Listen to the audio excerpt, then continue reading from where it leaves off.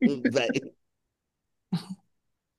Es tiempo una vez más de disfrutar del análisis más picarón y entretenido en las voces de César Campos, Carlos García, Pablo Flores y como dice la cumbia, ahí de vez en cuando, Mauricio Olivares. Con ustedes, un balde, por favor. Comencemos. Gracias por estar con nosotros. Un balde, por favor, como siempre. Pablo Flores, el economista. ¿Cómo estás, Pablo? Un abrazo, mi hermano, un abrazo. Y nuestro embajador, el doctor Carlos García desde Nueva York. ¿Cómo estás, Carlos? César, Pablo, ¿cómo están? Pablito, gusto en Carlitos, saludarlos. un Pablo, abrazo. ¿dónde está el concho? Está en sus reuniones de Rally Man. Eso es Ah, lo que te dijo. O sea, eso es lo no, que eso te es lo que dijo. dicen. Al próximo O rally. sea, Con el negro. No, no, el rally va a ser hoy por la carretera de los Chorros. no, no, pues, como está limpio ahí. Sí, por ahí van. Dice que van a tratar de hacérsela en 20 minutos. Para la gente que no sepa, esa carretera se derrumbó todo, ahí está bloqueado, Desastre, desastre. desastre. Pobrecita la gente en El Salvador, yo no sé cómo están haciendo ahorita porque eso realmente es un problema, ¿no? No, hombre, sí, mira, hoy yo salí y la calle vacía, dije, ¿por qué será? ¿Qué está pasando? Pues todo el mundo me decía que estaban trabados, el Salvador del mundo, estaban trabajando. Por donde yo anduve, tuve un Ah, tráfico cero, fenomenal, como que andaba en domingo, pero había unos cuellos de botella espantosos en otro lado. wow, wow. Sí, sí, Increíble vos. es Bueno, impresionante. no, me dan ganas de hacerle un comercial aquí al Concho, fíjate. Así, mira, Concho, yo soy tu tata. No, no lo entiende el Este concho, Concho no entiende aquel, no ¿verdad? lo entiende. Pero bueno, realmente estamos en este show que es la segunda parte del Papa Bukele y Donald Trump. Carlos, te quedaste en 3 puntos a hablar con respecto a Bukele y su relación con Rusia, China y Estados Unidos, y tocaste el punto geopolítico, te faltan 2 hermanos. Sí, Y para Pablo, disculpe, perdón, sí. pero por eso es que reordenamos pues sí, reordenamos el título. Se llama Buque, Sí, sí, sí. el Mm. papá de Trump. Sí. Y para Pablo, que estuvieron hablando de la escuela keynesiana establecida por el economista británico John Keynes, y en el siglo XX representa realmente una de las corrientes más influyentes de la teoría económica contemporánea. Esta escuela sostiene que durante los periodos de recesión, las políticas fiscales expansivas como el aumento del gasto público y la reducción de impuestos son esencialmente para reactivar la economía. Además, enfatiza la importancia de la política monetaria en la regulación de las tasas de interés y la liquidez en circulación. Afirma que el Estado debe ser el que debe intervenir en la economía para estabilizar y evitar una crisis, que es lo opuesto a la economía monetarista promovida por Milton Friedman. Ahora, esta escuela monetarista, fundada por este economista en la segunda mitad del siglo XX, se centra en el papel crucial que desempeña la oferta monetaria en la economía, contrario a las teorías keynesianas, que enfatiza la demanda agregada. El monetarismo sostiene que el control de la cantidad de dinero de circulación es fundamental para determinar el nivel de producción y el de empleo. Friedman argumentó que las políticas monetarias deben ser predecibles y estables, sugiriendo una regla de crecimiento constante de la oferta monetaria, lo que implica evitar intervenciones gubernamentales arbitrarias. También fue pionero en el análisis de la relación entre la inflación y la oferta monetaria. Afirmó que la inflación es siempre y en todo lugar un fenómeno monetario. Dijiste vos, Pablo, de que Bukele y Milei están utilizando estas dos diferentes corrientes y me gustaría que ampliaras también en eso. Así es que les dejo la palabra, hermanos, y démosle Carlitos, con todo. Ok, muchas termine. gracias. Bueno, vamos a terminar. Solo rápidamente para ponerlos en contexto, estábamos hablando que en el caso de El Salvador y en particular de la visión del presidente Bukele, para poderla comprender y por lo tanto eh, obtener las lecciones positivas o los desafíos que tiene la misma administración, es necesario entender esos factores. A mi juicio son tres. habíamos comenzado desarrollando el de la geopolítica, Ujú. cual primero comprender la posición global del enfrentamiento que existe en la actualidad por el proceso de transición de un mundo unipolar dominado por los Estados Unidos, especialmente después de la caída de la Unión Soviética de 1991 hasta la fecha, Ujú. y el surgimiento de un mundo, para algunos analistas le llaman multipolar, obviamente, porque son varios polos, yo le llamo tripolar, simplemente para ser más específico en relación a cuáles son los ejes de poder de ese nuevo orden, que Ok. serían Estados Unidos, Rusia y China. Em, Eso no significa que no existan otros actores de peso, por ejemplo, India, por ejemplo, la Unión Europea, pero en este momento de transición, esos actores son secundarios en función del peso que tienen los otros tres, Estados Unidos, Rusia y China.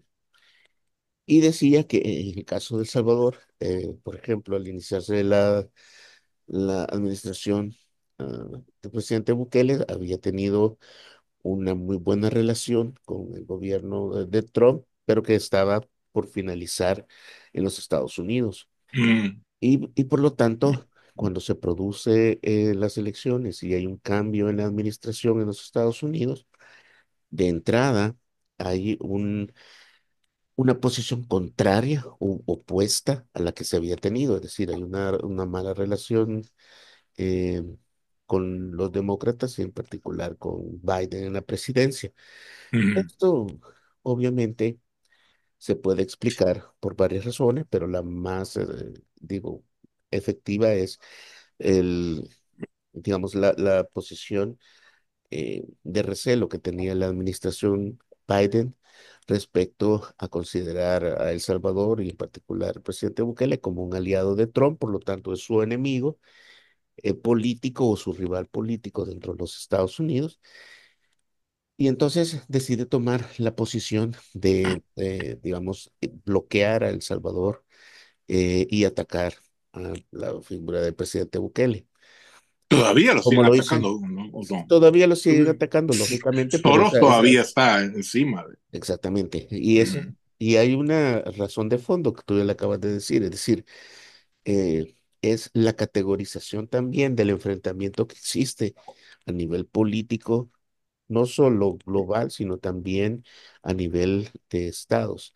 Y es, digamos, la categorización entre patriotas y globalistas, o nacionalistas o patriotas, que también es Mm. otro nombre que se le da también, es decir, aquellos líderes que privilegian el fortalecimiento del Estado Nacional o de los países en base a la soberanía, o aquellos que promueven la visión globalista que busca crear un solo poder global mundial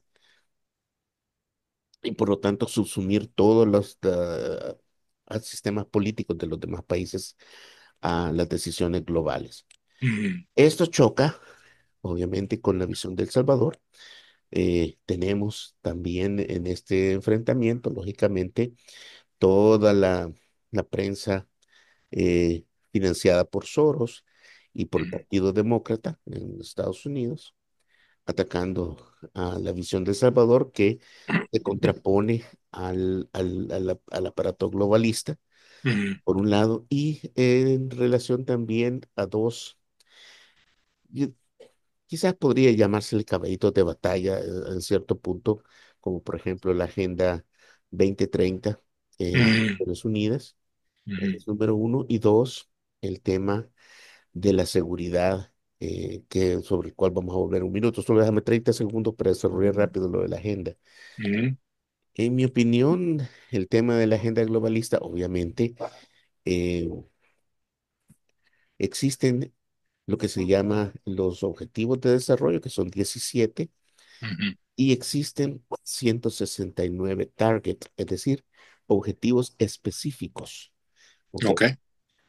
Entonces, eh, si tú lees los 17 objetivos, cualquier persona podría decir que estamos hablando Hola, de hola. un mapa. Hey, Mauricio, bienvenido, Hey, ¿cómo Mauricio, estás? ¿cómo Qué estamos? negro te vemos. Voy llegando, cabrón. Espérenme, solo A bañar. me Te voy a vas ir a bañar. me voy a ir a colocar, a acomodar. Vaya, Ah, A colocar, se va a colocar. anda a bañarte después de la arrastrada Y que te tuviste. colocas, y te Te colocas. colocas. Puta, Chavi, vos andás como el cabazorro, cerote. El cabazón. Y la guitarra. Dale, pues, te vaya, esperamos. te Dale, esperamos, te pues sí. esperamos. Pues sí, Ah, Carlos. y entonces, Y deja estaba el de, de teléfono. esta misión.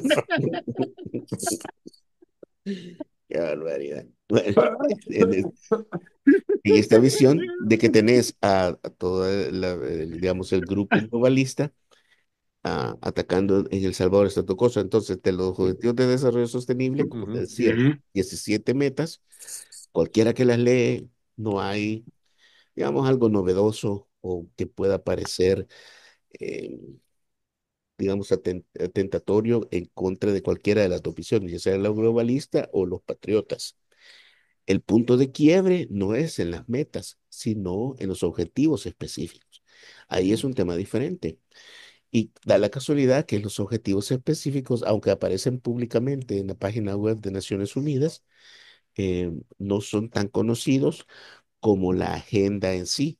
Entonces, por eso hay como un enfoque de la gente que se queja de la Agenda de Desarrollo Sostenible de Naciones Unidas, cuando en realidad digamos, los elementos contradictorios no están en los objetivos, sino en los objetivos específicos, los targets, como se conoce en ¿Y inglés. sigue todavía el 2030 o ya lo cambiaron a 2045? No, lo ampliaron al 2045, pero simplemente es como una extensión de tiempo, por lo tanto permanecen los objetivos específicos que son conflictivos.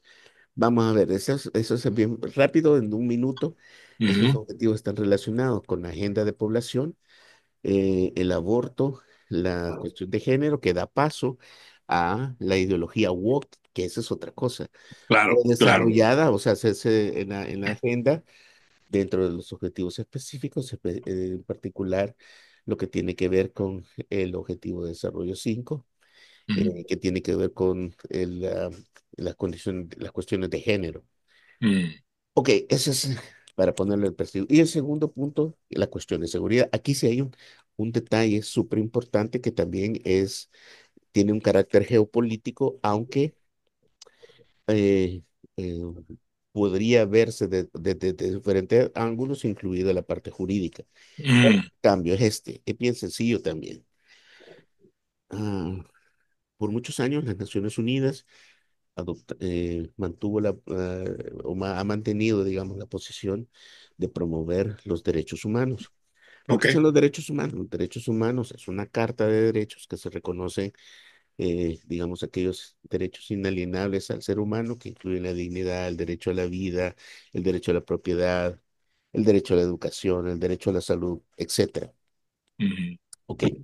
Y este cuerpo pasó de ser una declaración política a conformar un marco jurídico internacional porque se adoptaron una serie de convenciones internacionales, incluido el Pacto Económico de Derechos Sociales y Culturales, el Pacto Internacional de Derechos Civiles y Políticos, que van dando forma legal a toda la estructura de derechos humanos.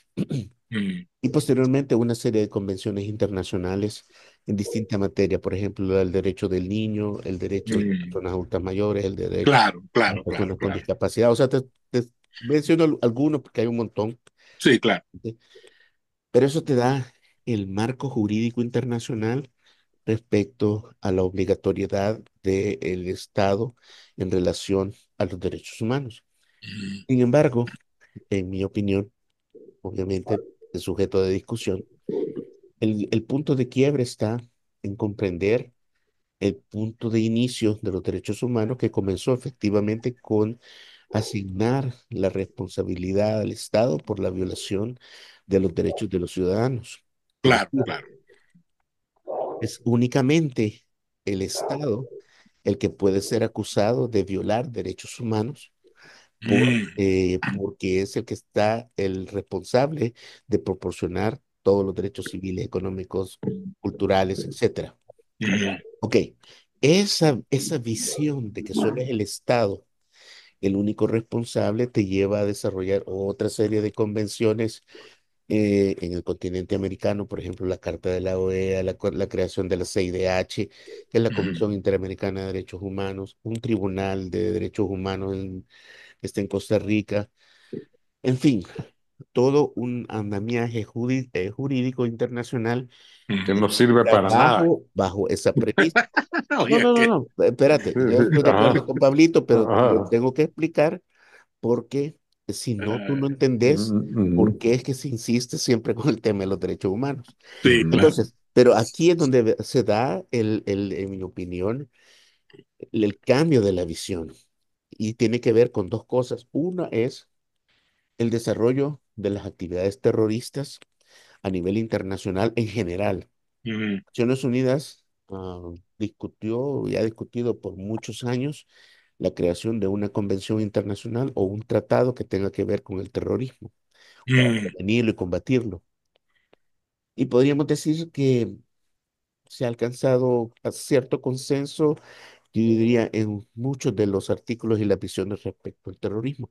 Pero solo hay un tema en el que la comunidad internacional no se ha puesto de acuerdo y por tanto no, nunca se termina por adoptar ese tratado. Y en lo que no se ponen de acuerdo es en la definición de terrorismo. mm, Esto, aunque parece una cosa tonta, es muy importante porque eso es lo que te cambia también toda la perspectiva de los derechos humanos. mm. Te lo pongo así para que lo veas en visión.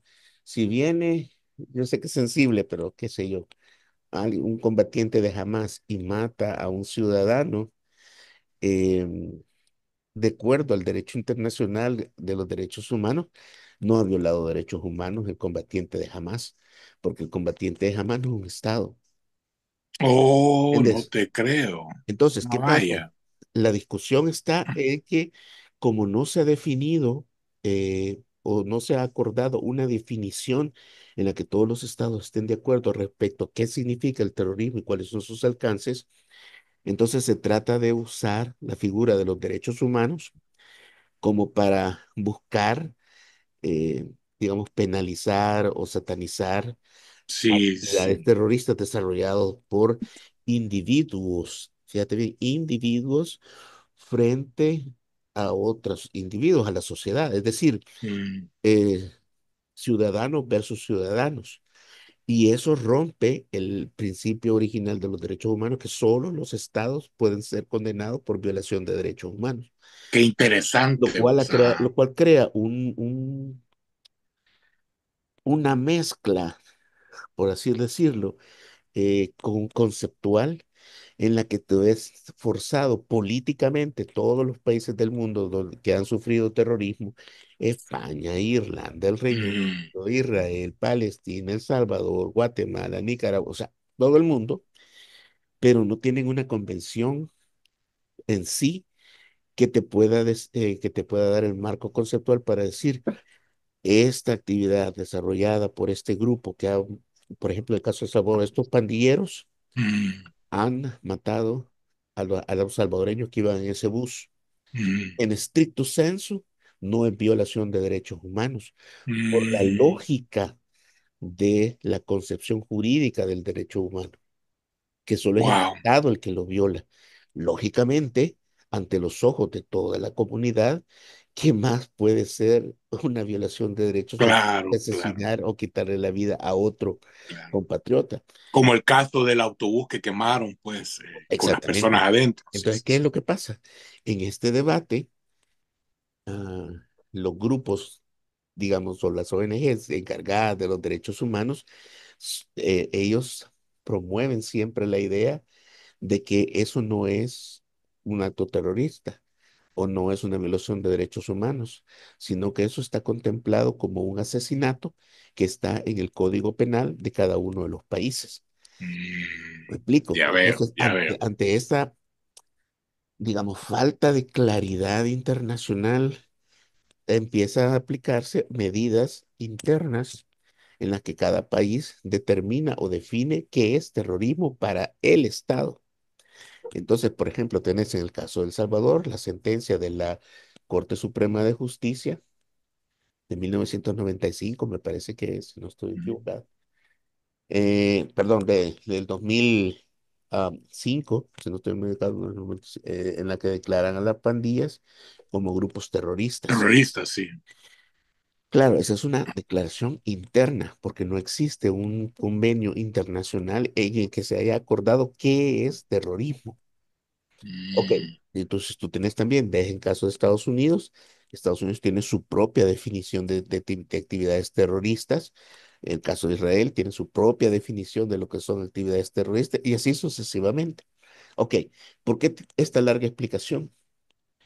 Porque lo que hace el presidente Bukele en el tema de seguridad rompe el patrón de considerar los derechos humanos únicamente aplicables al Estado y al meter a todos los a todos los pandilleros presos con el Secote y todo, cambia la lógica de un enfoque de derechos humanos a un enfoque de terrorismo nacional, de acuerdo a nuestra legislación, número uno, y número dos, rompe también un paradigma que se había sentado en la mayoría de países de América Latina, que fue, en cierta forma, usado como una herramienta política de la izquierda, que era el hecho de que los pandilleros o los narcotraficantes o todos los delincuentes, la delincuencia es un factor o es un fenómeno que se produce como consecuencia de la no operancia o la no actividad del Estado para satisfacer las necesidades del individuo. mm, Entonces, aquí ya estás mezclando un concepto sociológico que es la responsabilidad del Estado en el bienestar del individuo y de los grupos sociales, un concepto político que es la seguridad del Estado o la seguridad nacional y el desequilibrio en relación a lo que es el terrorismo. Entonces, al haber no un marco, al no existir un marco claro de cada una de estas, de estos conceptos, El Salvador tomó, a mi juicio, la posición correcta que es apoyar siempre a la víctima, no al victimario. Pero el sistema internacional en general a quien busca proteger es al victimario, es decir, al delincuente. mm, ¿Por qué? Se le busca proteger porque en la opinión de todos los grupos de derechos humanos es cierto que estos individuos mataron o asesinaron o violaron o todo lo que hicieron a personas, eso es verdad, pero la razón por la que eso ocurrió es porque el Estado del cual son miembros o los ciudadanos estas personas no cumplieron su rol de educación, de socialización, de salud, vamos, de crear conciencia en los jóvenes de respetar las reglas que la sociedad establecía.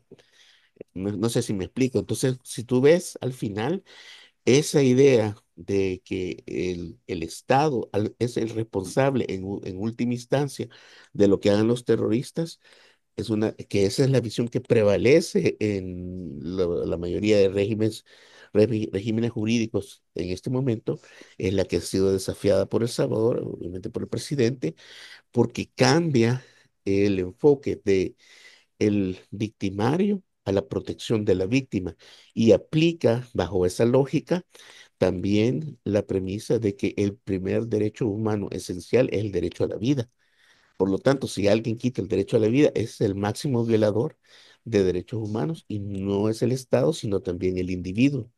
Y ese es un choque conceptual a nivel internacional, pero que en el caso de El Salvador ha probado ser efectivo en el sentido de que digamos, has metido presos a los que cometen delito y no responsabilizas al Estado por ese hecho. ¿Y qué es lo que hace, por ejemplo, Bukele también?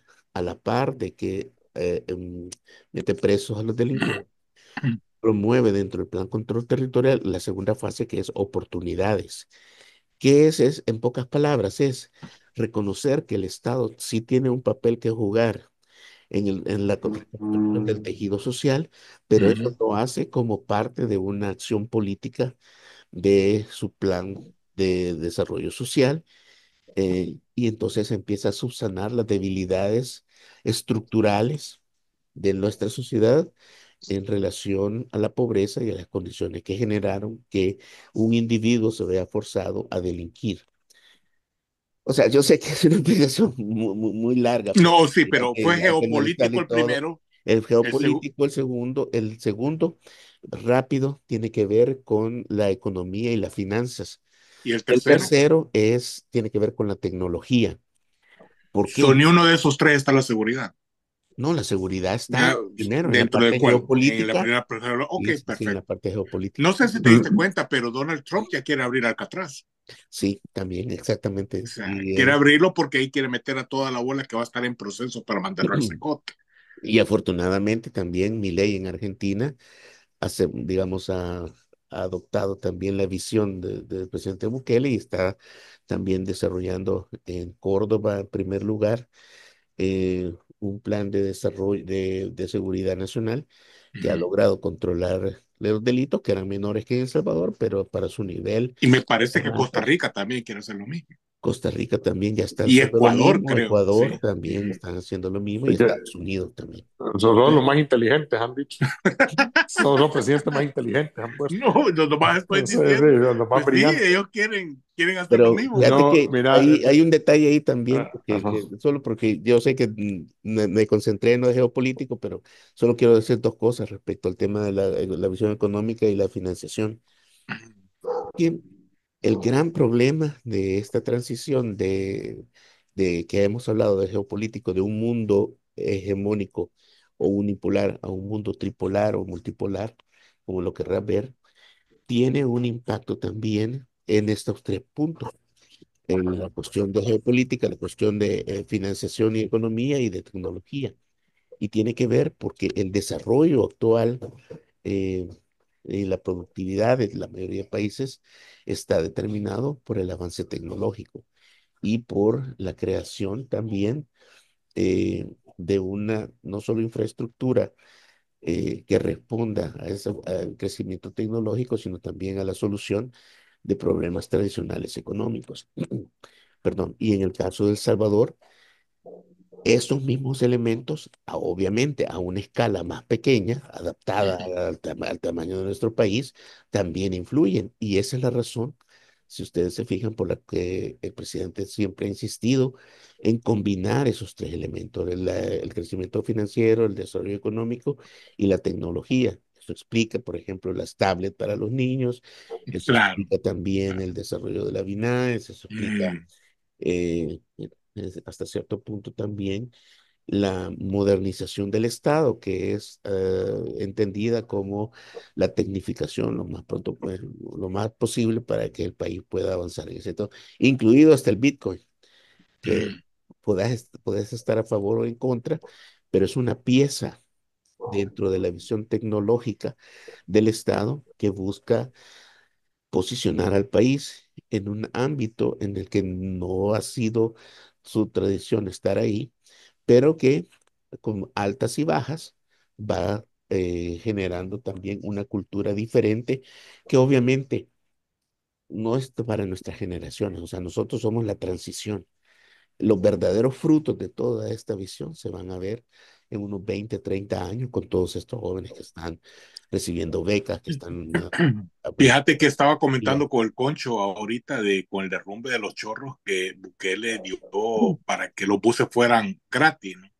Y que el Concho dice, estos se quejan si es gratis, se quejan si es pagado. ¿Cómo decía Concho?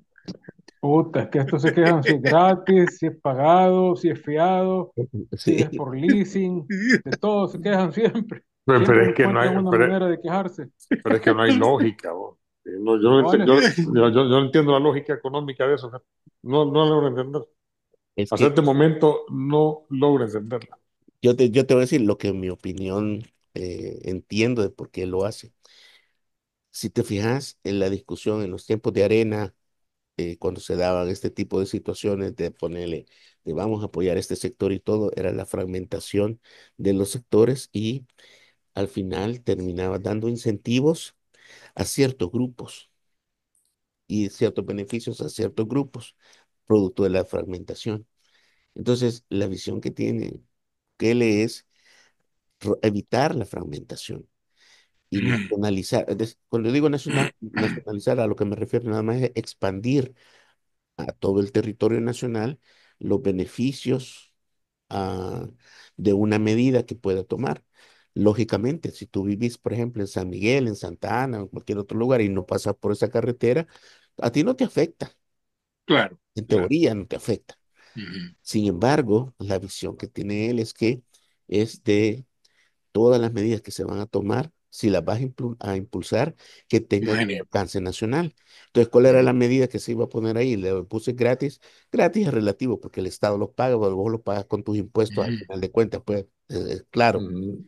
ujú. pero que no solamente sea ese beneficio para las personas que circulan por la zona, Sino hacerlo sino nacional. hacerlo a nivel nacional Ujú. eh, por el periodo de tiempo que va a tomar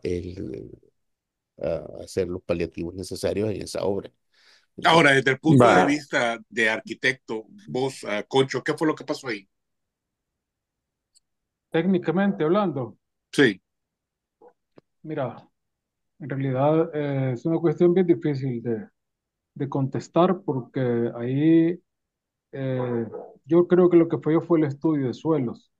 El estudio de suelos no logró definir cómo estaban los estratos de de la calidad del suelo, cuántos tipos de suelos habían, si había algún estrato arenoso con poca cohesión en medio de estratos con roca, que eso hubiera podido crear una línea de falla.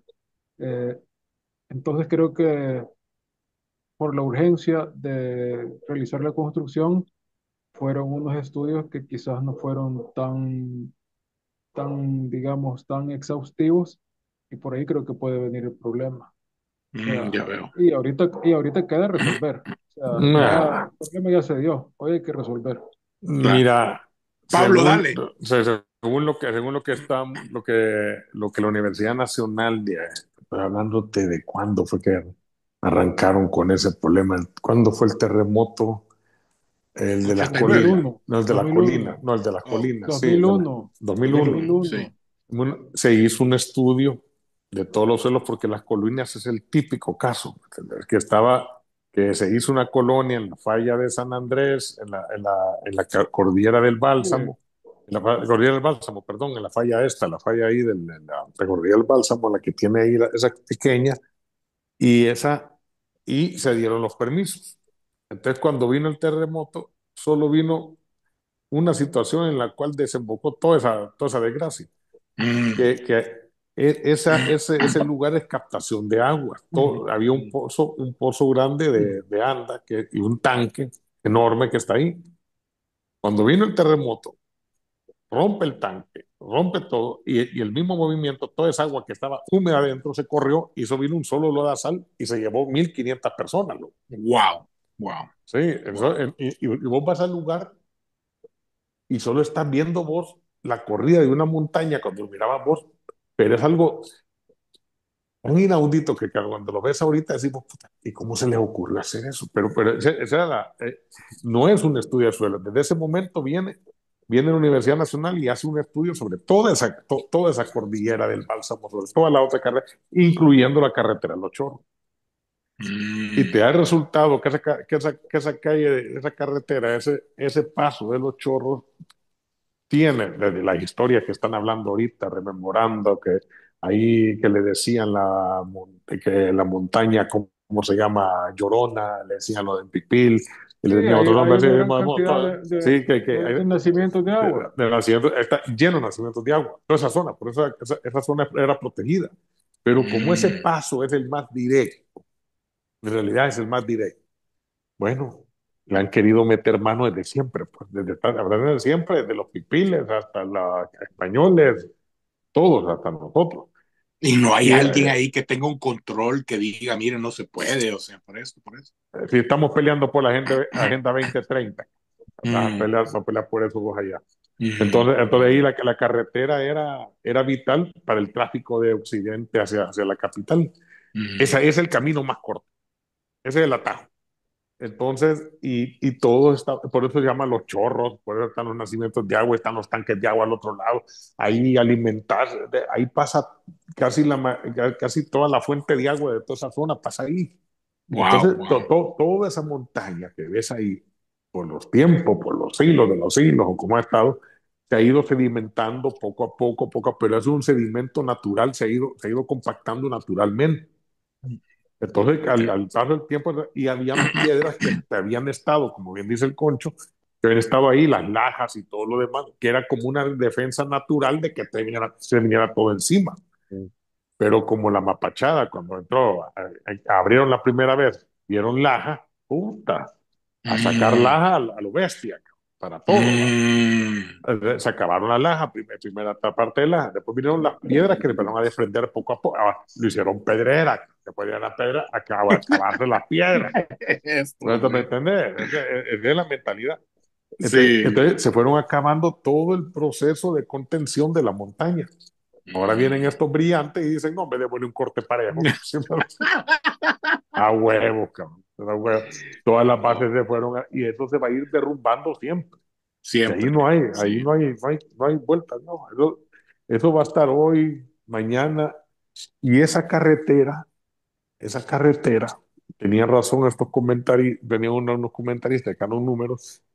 Realmente, con lo que acaba de poner Bukele, la cifra que va a costar hoy 461 millones, ya no va a costar 100, 275, 375 después, pues va a costar 471 y tiene un alcance para llegar a 525 millones. mm, Esa carretera va a costar al final de cuentas, si se termina, en todo lo que se ha gastado, 1.150 millones de dólares. ¿No? Wow, Ese wow. pedacito. Es absurdo. Con 1.150 millones, mira los chinos que construyen. El, Construyen, el concho lo hace con 1 millón de bolas. no, ahí estaban haciendo el rally ahorita, el rally de los chorros le están poniendo ahorita, que lo van a hacer. Ahí salen menos, como todo el mundo tarda 9 horas en llegar a Santana, vamos a ver cuánto tardan esto. Mira, Entonces, Pablo, ahora, entonces, pero ahora, no se te espérame, olvide explicarnos el no, sistema monetario con el otro, pero, dices. pero, pero solo termino y te lo voy a mezclar con lo que dijo Carlos. Ok. Carlos en el principio, en la parte geopolítica de toda, que muy interesante, bastante explicativa, bastante, ¿me entendés? Descriptiva todo el proceso de la parte geopolítica. En los derechos humanos le faltó un detalle, que los Ujú. derechos humanos se basan en el concepto de vulnerabilidad, la vulnerabilidad de ciertos grupos. Entonces, cuando vos sos un grupo vulnerable, os voy a llamar vulnerables de tres categorías. Vulnerable en el sentido físico, que son las personas viejas, las personas con alguna discapacidad física, ¿me entendés? Algún retraso o lisiados. Esos tienen una vulnerabilidad y se respetan ciertos derechos que les tienen que dar. Y eso se hace responsable, o sea, el gobierno, la sociedad, en su conjunto trata de ver esa responsabilidad. Es algo natural, digamos, la vulnerabilidad. El segundo caso las vulnerables son lo que llamamos al final de cuentas los grupos excluidos, digamos, los gays, la gente, los LGBTQ, todos los demás. Entonces, esos Ujú. grupos que están excluidos, que están ahí, que todo el mundo rechaza, incluso cuestiones raciales, eso también es otro grupo, ¿entendés? Ok, ok. Pero al final, ahí es donde entra el conflicto, en que Carlos está hablando, lo que llama terrorista de otro grupo vulnerable, que es el de criterio. ¿Qué Mm, criterio le doy yo a ese grupo vulnerable? Ah, que pobrecitos, porque nunca, a raíz de la guerra en El Salvador, que fuimos a guerra civil, los niños se quedaron sin papá ni mamá, y terminaron en que conflicto, entonces los niños estos no hubo manera de poderlos insertar en la sociedad, entonces son gente vulnerable. Esa generación es vulnerable, ese grupo es vulnerable. Entonces, y ese grupo vulnerable te crece, se trata porque no sabe hacer otra cosa que lo que ha aprendido, la violencia, y se multiplica y se desarrolla en una organización criminal. El criminal pasa a otra situación que ya es una sociedad criminal, ya es un estado, ya logran localizaciones territoriales, ya logran mandato territorial sobre cierta zona y ya es otra cosa. Pero nunca se apartó de su criterio de vulnerabilidad. ¿Entendés? Entonces, por eso, cuando yo no culpo los gobiernos, ¿por qué razón se culpan los gobiernos de actos terroristas o no terroristas? Porque el gobierno está instituido desde los romanos, desde Grecia, desde los chinos, desde los egipcios, desde los fenicios, desde los, ¿cómo se llama? Desde los persas, desde todo ese grupo, en el único que tiene el monopolio de la violencia. Es el único ente que nosotros le damos la potestad de la represión. Al único que Ya veo, nosotros le damos el poder reprimir, ya veo. Ok. reventate así, o matate, hermano. Penas de muerte, colgarlo, crucificarlo, había que hacer, pero calmate, reventate. Somos los únicos, es el único ente al cual vos le das ese beneficio, tenga, vuele verga, en pocas palabras, dele, reviente. Ok.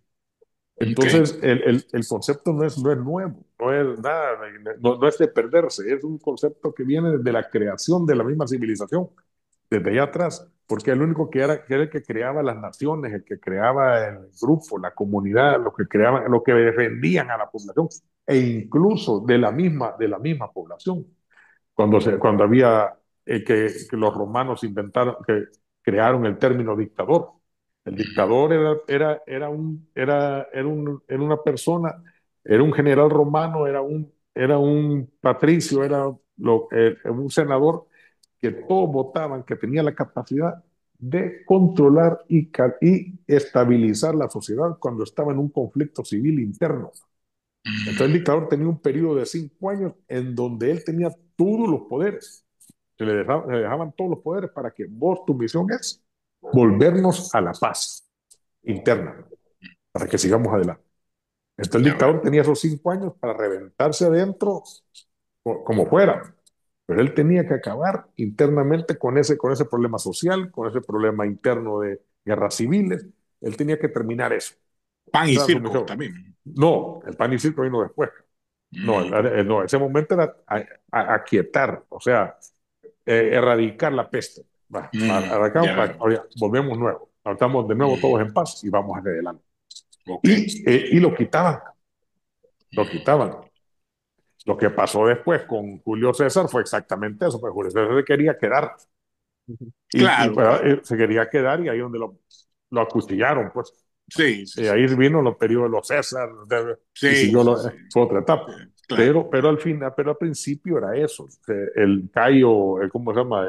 Con el que peleó Julio César, el dictador, el último dictador. Que todavía cuando le llevaron la cabeza para presentársela, él dijo, puta, si este fue el que nos dio la paz interna y cómo le ocurre colarle la cabeza, animal. Entonces mató a los que lo llevaron para decirle, mira, vino el rey y le presenta, te ayudamos, ¿ves? ¿Qué tanto enemigo? Y le da la cabeza. Sí, Y le sí, sí. dice, ¿y cómo? Pompeyo? Ya le dice a Pompeyo, ¿cómo te ocurre quitarle la cabeza? Si este era mi ídolo, man. Que es cierto, era mi enemigo, porque él tenía la potestad de calmarlo a él, pues, de llevarlo, porque Julio César estaba entrando, estaba rompiendo todo el proceso. Entonces, a Pompeyo le dijeron, topalo, cabrón. Entonces, cuando vino, no pudo, salió huyendo, y ahí le dan la cabeza de Pompeyo y el nombre, le mandó a cortar la cabeza a todos los demás, a los que lo trajeron. Sí, Entonces, correcto. entonces, Incluso a su hijo allá en Egipto también. A los entonces cuando, 17 años de edad. sí, cuando vino, cuando vos ves todo este proceso, y en la definición de terrorismo, terrorista, es una definición de nación, no hay una general. Vaya, vos me hablas de Hamas, pero yo jamás lo veo vulnerable. Jamás vos vas a decir, puta, y viene lo irónico de Hamas. Hamas fue creado específicamente por Israel, financiado por Qatar, para contrarrestar a la autoridad palestina, a la OLP, Yasser Arafat, a Yasser Yasser Arafat. Arafat. Fue creada, ¿cómo se llama? Es un hijo de Israel, Mm. a Es que mira, Hamas. Pablo, Sí, ahí te entonces, quiero ¿cómo interrumpir y vas a crear perdóname. terrorista tu propio hijo? Pues, No, no, ¿me no. entiendes? Ahí te Ahora, quiero, y ahí perdón, viene el ahí otro detalle también, espérame, claro, espérame, espérame. pero Igual, te paro. y vas al de Estados Unidos, Osama Bin Laden. No, es que, Y vas a Estados Unidos a Noriega. exactamente. Y vas a Estados Unidos ¿cómo se llama? Al Señor de los Cielos. Ujú. ¿Me Pero entendés? es que ahí es donde Pero viene un todo. fenómeno, espérate, que también se explica dentro de los mismos derechos humanos, porque la cuestión tiene que ver con el derecho progresivo, que ese es el otro concepto jurídico que se aplica a los derechos humanos. Entonces, los derechos humanos han pasado tres generaciones diferentes.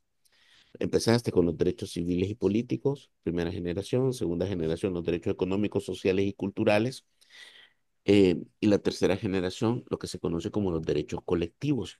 Entre ellos está el derecho a la paz o, por ejemplo, eh, el derecho del pueblo palestino a su autodeterminación o de cualquier otra figura que tú puedas encontrar.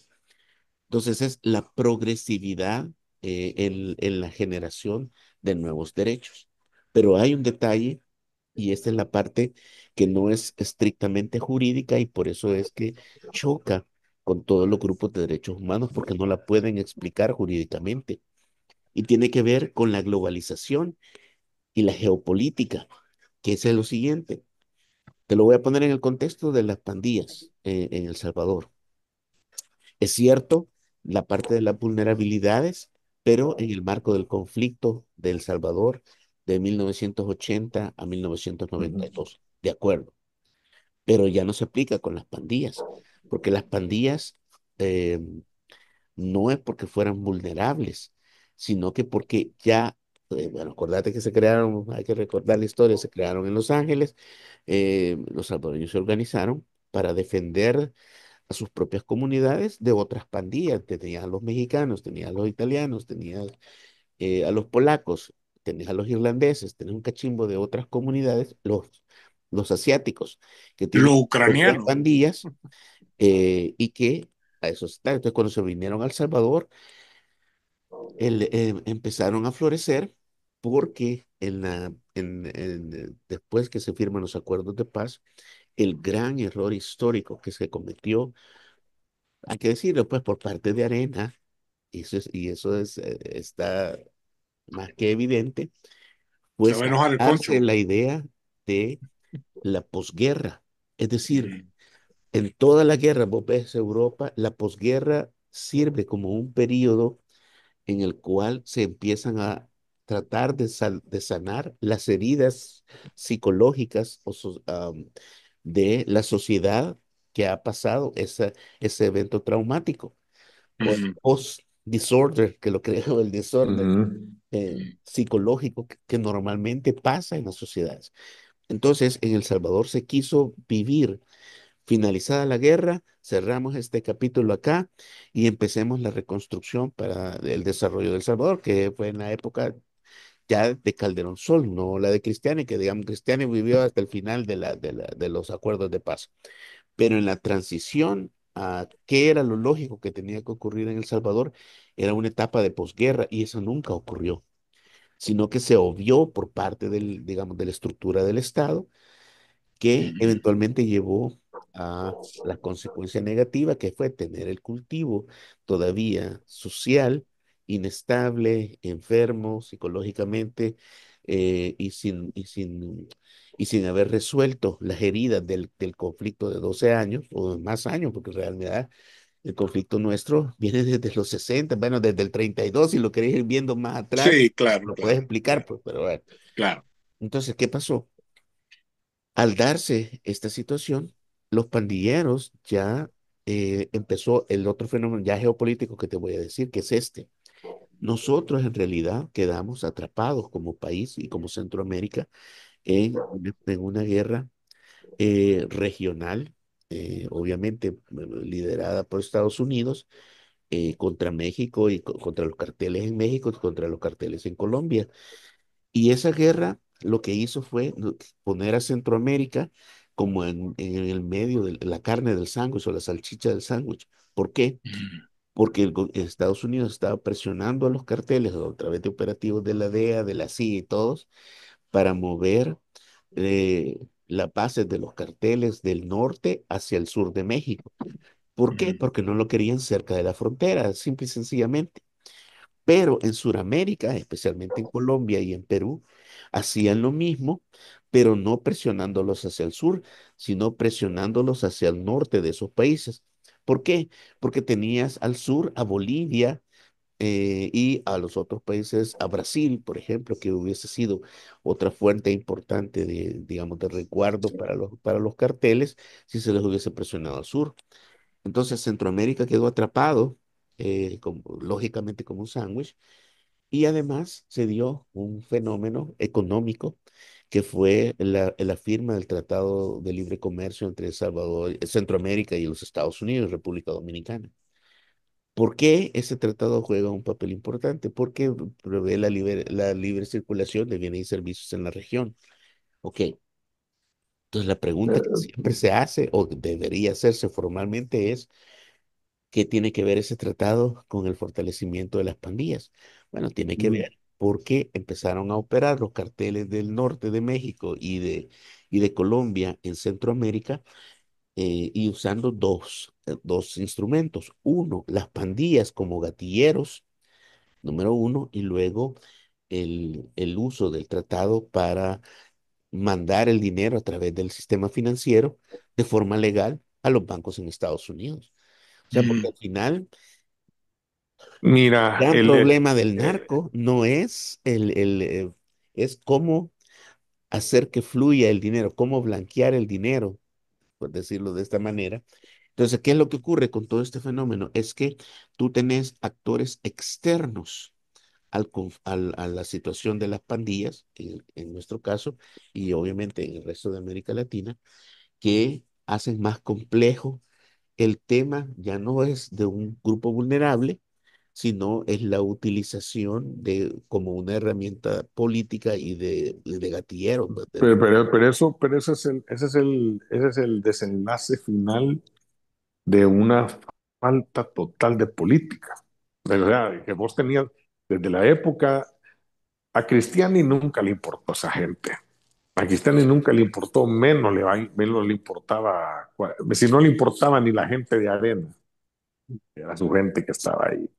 Le iba a importar los, digamos, 50,000 o 10,000, 50,000 o 100,000 huérfanos. No, no tiene, para él no tenía sentido. No tiene ni más, no le arrancaban ni siquiera un pobrecito. Ni siquiera un pobrecito, no era pobrecito. No había. Para él no era, póngalos a trabajar, dijo, nada más, ¿me entiendes? Y le quitas el epíteto de vulnerabilidad, le quitas no el epíteto, le quitas la condición de vulnerabilidad a ese grupo, porque se la quitó totalmente. Y dijo, bueno, que trabajen, o que vean cómo ya, si se van a morir, que se mueran. Pues, vale verga, vale verga. El detalle fue que los grupos en el conflicto interno, en la parte esta, cuando estos vinieron y se fueron a Estados Unidos, porque aquí en El Salvador ya no tenían otras condiciones por las cuales seguir viviendo, por las cuales seguir trabajando, no querían ir al campo, no querían tampoco estar metidos ganando, estar metidos en bandas, que lo único que les daba era la plata, no tenían tampoco ganas de estar ¿cómo se llama? En las agencias de seguridad porque les pagaban peor que ser soldado. Ya no había ejército, ya no tenía presupuesto el ejército. Entonces emigran hacia los Estados Unidos. Cuando emigran a los Estados Unidos y se van con todos los grupos de inmigrantes allá y que están con todas las pandillas al otro lado, ya tratando de manejar sus territorios y el comercio de la droga y manejar el comercio de la droga, puta, estos llegaron con toda la estructura militar, con todo el pensamiento militar y con toda correcto. y con toda la experiencia. Y crearon batallones. Ujú. Nada más eso hicieron, y crearon esa estructura y lo fueron haciendo de tal manera que se fueron multiplicando porque la misma presión, la misma, ahí, la misma, como la... Y aquí viene otro detalle, que aquí viene otro detalle que es el que estamos actualmente luchando. Vamos a dar el salto a este momento. Ujú, La lucha actual es ese fenómeno de la vulnerabilidad, ¿a quién se lo aplico? ¿Va? Porque ahorita es, ¿por qué se lo tenés que aplicar a las mujeres? ujú, Puta, ¿por qué las mujeres son vulnerables? ¿Entendés? A mí me pueden caber, yo puedo argumentarte mil cosas porque las mujeres son más vulnerables que nosotros en todo sentido, tanto histórico, económico, físico y hasta emocional.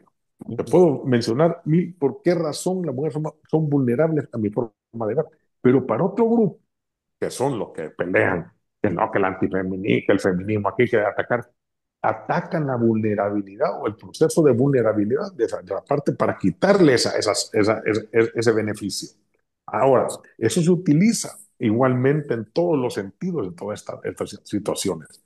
Se utiliza contra unos, contra otros, porque, y si vos lo vemos y nos volvemos al caso de Cristiani, a Cristiani le quitó, le borró todo ese proceso de vulnerabilidad.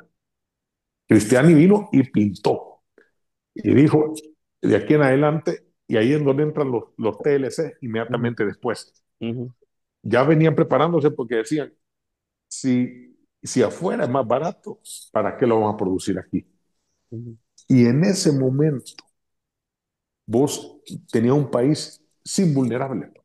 ujú, En el concepto, en la imaginación económica, que ahí entra la imaginación de liberalismo, la imaginación que estaba diciendo el monetarismo que es de Friedman, que bien explicó el Chavo al principio, ujú, es, no, si no tenés la parte liberal, la parte de igualdad de condiciones del ser humano, que lo que maneja el liberalismo de Hayek, ujú, el neoliberalismo, en pocas palabras, no te sirve de nada. No tenés esa, no vive.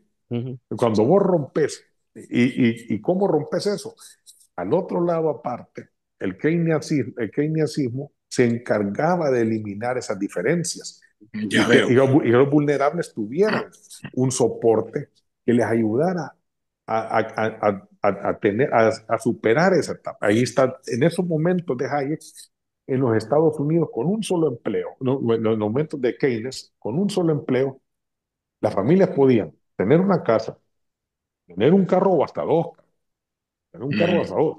Tenían todos sus aparatos de cocina, sus lavadoras, nuevas cosas, su teléfono. Claro, Podían tener tres hijos y los podían dar educación claro, claro. con un solo empleo. Con un solo empleo, De sí. vendedor de cepillos de dientes en la calle. Los que salen ahí, hasta saltan las películas, salen que eran vendedores todos andaban vendiendo. Sí. Entonces, esa parte, ese soporte, pero Keynes lo hace todo esto en un concepto puro de querer salvar el capitalismo del comunismo o del socialismo que practicaba la Unión Soviética. Porque para él, la empresa privada del desarrollo, de la empresa privada del desarrollo de las fuerzas productivas, solo se dan en un ambiente en el cual se manejen reglas, pero se les dé la libertad para trabajar y que el gobierno logre crear un mercado interno, que eso es lo que se ha borrado totalmente, lo que borran, lo que Y le habían borrado. Bukele está utilizando puedes decir, hasta cierto punto. Al principio sí, Okay. al principio sí, lo que hizo.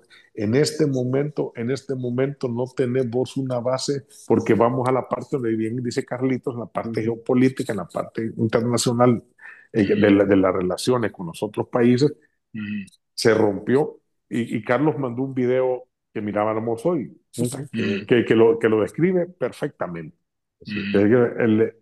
Carlos manda un video de Pedro Baños, del Sí. coronel, que lo Sí. que te dice es que está sorprendido. Y mira el detalle, esas son las entre líneas que vos tenés que leer. Ujú, Los chinos agarran el blockchain, ujú. lo toman, lo perfeccionan Sí. y desarrollan un sistema de transmisión financiera y de tipo de cambio y de swap, digamos, de moneda en cuestión de segundos. Ujú, O sea, utilizan el sistema, mejoran en donde te puedo decir yo que ¿cómo se llama? Que si las transacciones. Vos tenés Bitcoin, Ujú, la red más segura para manejar Bitcoin ujú, es la red original de ujú, Bitcoin. Y esa, cuando yo le mando un bit, le mando una fracción de Bitcoin, se la mando a vos allá en Nueva York, ujú, ujú, me voy a tardar 30 minutos. ujú, Mm, Y los chinos te mandan con esa misma, con ese mismo desarrollo, porque nosotros nos quedamos con esa misma ruta, con esa misma carretera de información, nos quedamos con ese mismo proceso. Blockchain original no lo mejoraron, ujú, sino que lo cambiaron, lo privatizaron, hicieron uno su modelo, hicieron otro, pero no lo enfocaron como fue diseñado inicialmente para poder serlo, ujú, para poder llegar a ser lo que es los chinos. Los ujú. chinos lo desarrollan y te hacen en 7 segundos una transacción. mm. El Sí, es SWIFT, rápido.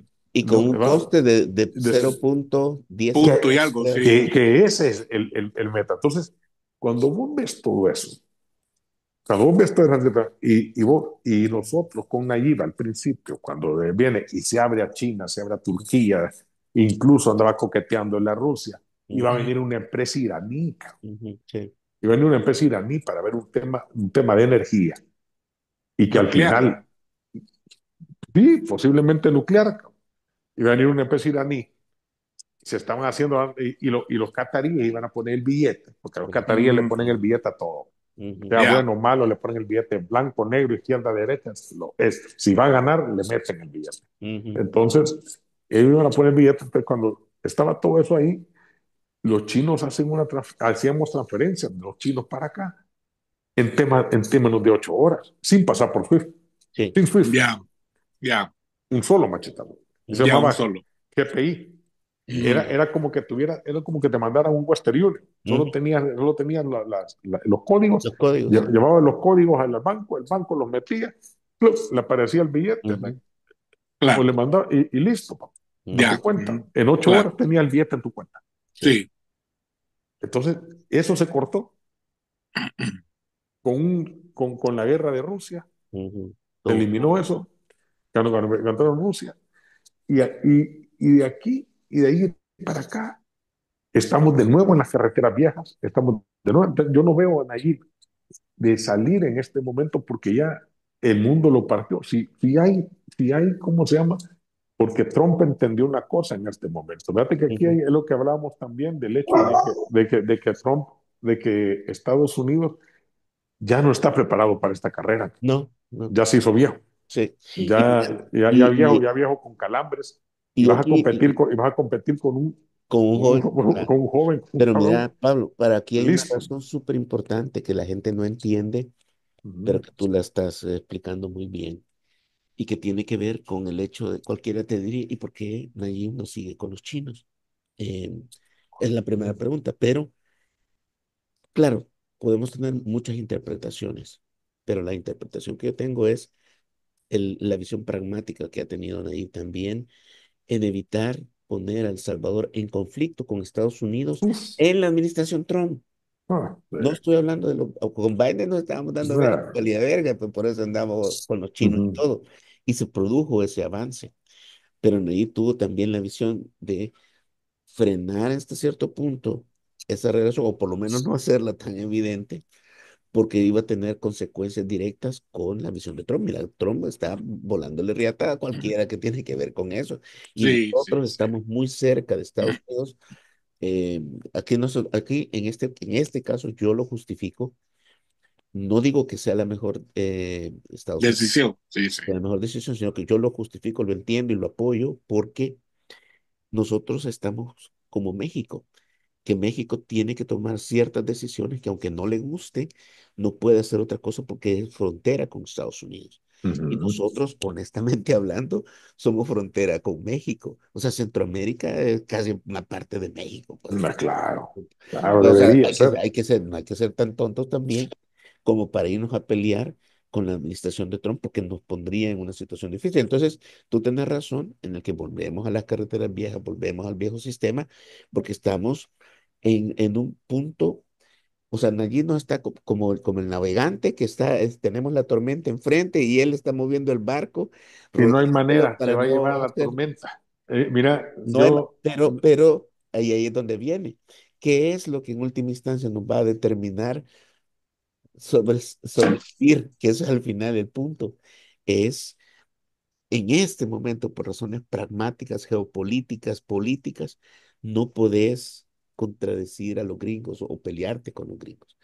O sea, es una no cuestión, bueno, puedo. tenemos muchos intereses, tenemos tres Te lo voy a millones poner con en un todo. ejemplo. Se lo voy a poner un ejemplo. Ahora, perdón, y solo el último detalle, eso no Mm. significa, y ese aquí es donde viene, por eso yo siempre he pensado que hay todavía una ventana así chiquitita, pero él existe, de retomar siempre las relaciones con los chinos y expandirle a los rusos, pero en niveles en los que no comprometa, por lo menos evidentemente, los intereses fundamentales de Estados Unidos, porque ahí sí nos va a pasar la de Panamá e inmediatamente nos lleva a la chingada. Mm. Pero Mira, hay yo, que, hay que, yo lo veo en un solo eje, el Nord Stream. ujú, Yo no veo acto terrorista para donde lo querrás ver. Los ¿Cómo rusos, dijiste? el Nord Discúlpame. Stream, sí, un acto Sí. terrorista como ese, no lo puedes dejar de ver. Para los Ah, rusos, para los alemanes, ujú, para el sí, comercio mundial, sí. por donde lo mires, es un acto terrorista. claro. ¿Cuál? Y El de la voladura Nord Stream 2 y el Nord sí, Stream. Ah, ¿por qué razón? Y todavía tenés la osadía y el valor de decir, no, yo lo quise destruir antes, pero, no, pero Biden lo hizo, así que no es mi Mm, culpa, pero yo lo quería hacer antes. Y es cierto, Trump le quería volar, Sí, pero, ¿me entendés? Pero ¿por qué razón te lo querés volver? O sea, mm, si vos tenés, si Estados Unidos lo hace tan abiertamente, ¿El ujú. Salvador qué es? claro. Pero Sí, El mira, Salvador. ¿qué es lo que está diciendo? ¿Por ¿Entendés qué qué la es? voladura del Nord Stream? Ajá. Porque Estados Unidos está negociando con Rusia que Rusia le venda el petróleo a Estados Unidos y Estados Unidos venderse o revendérselo a los europeos, Exacto. usando el mismo Nord Stream Sí, usando el reparado. mismo Nord Stream. Sí, el enojo de ese era que yo no estoy beneficiándome de eso. Exacto. Y por eso voy digamos, a ponértelo como un ejemplo de la carrera, porque vos vas a competir. Estados Unidos perdió la capacidad de competir. Sí. Ya perdió la capacidad. Eso te demuestra totalmente que perdió la capacidad de competir. El querer retomar, atacar a China, a Rusia, a Singapur, a la India, ¿cómo se llama? A Japón, a todos los otros que están al otro lado, son los que están incentivando el desarrollo africano y que África tome el control de sus recursos para crear un mercado de 1.000 millones de africanos que pueda consumirles el producto. Ujú. ¿Me entendés? Ellos Sí, están pensando en otro tipo de carrera. Es más, exactamente. hasta están incentivando que se unan como una sola nación federal africana, Ujú. toda Sí, África sí, sí, unida. sí, sí, sí. Entonces, ¿y quiénes son los únicos que no quieren? Que están en contra? Estados Unidos y Europa. Ujú. ¿Por qué? Porque quieren ese proceso extractivo de siempre, Exacto. del cual Y, no pueden hacer otra cosa. ¿Y a quién se lo van y a las vender? reminiscencias coloniales. Exacto. Y otra cosa. Esta es una de las cosas en las cuales caen las partes teóricas y que yo le iba a decir al chavo que la gente no se fijara mucho en los temas teóricos de Friedman, Keynes y todo eso, porque Friedman, Ujú, por más que trata de la filosofía, porque lo que lleva Friedman amarrado es simplemente el hecho de buscar romper el keynesianismo, hablando de que la moneda, ujú. creando una teoría monetaria para quitarle para romper el patrón oro. Sí. Y ese era desde 1937, 33, Estados Unidos quería romper el patrón oro y ponerlo al dólar. Ese Ujú. es el principio de la Segunda Guerra Mundial. Exacto. mm, Por eso Alemania, para salirse de ese entorno, Alemania viene y Rusia también, ¿cómo se llama? Unión Soviética, tienen esas hiperinflaciones para romperse esos procesos y después volver a monetizarse.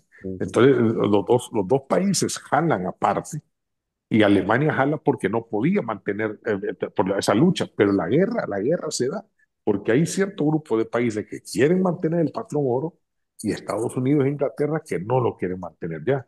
Entonces viene Hayek con Friedman en esos años empiezan a crear esa teoría y Keynes es el que dice, mire señora, o sea, no se puede porque la única manera y realmente tiene razón Keynes, la única manera que el capitalismo viva es con un Estado fuerte. Un Estado No, no fuerte, hay, no hay así otra es. manera, no hay otra Así manera. es.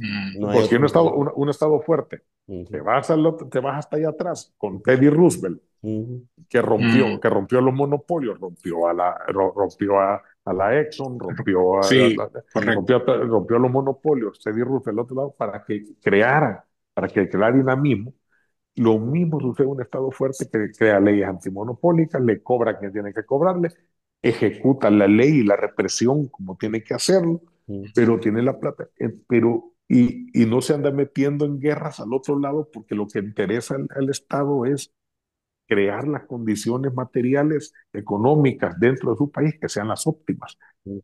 Todo eso se rompe con el monetarismo porque te elimina totalmente el concepto de comunidad y de nación, que es donde viene Carlitos después, y ahí viene la parte irónica, no irónica, sino que es la utilización y la instrumentalización del mismo concepto en el cual te viene y te dice, ahora somos los defensores de la derecha, Sí, correcto. somos defensores contra estos, pero los que crearon esa, digamos, globalismo son los mismos liberales.